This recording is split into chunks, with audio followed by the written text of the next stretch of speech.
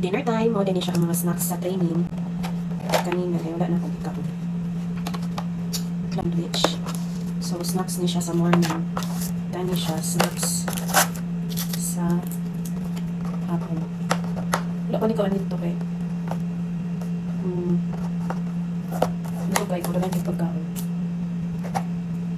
Oh. Nakatay lasagna and then sliced bread. And that's it, guys. Over sa cards. Sige na.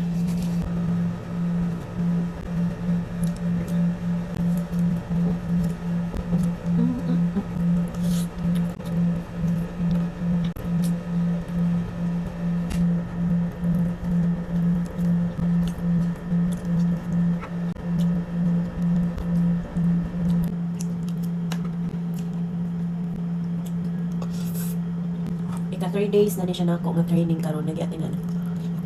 Hanggang 3 days na po kung naka libre o kaon. Kaya ang free gid ang mga kaon is lunch lang. Pero dili sa hotel, free breakfast tapos akong lunch free and then akong mga snacks and ang whole day ako na lang dili sa hotel. Busog man po kayo. Para na siya dinner. Tipid. Busog na. Tipid pa dyan.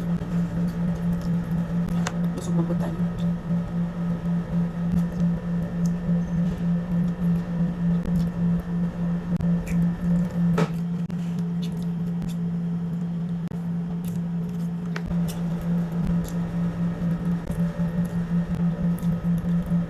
Ano naman yun?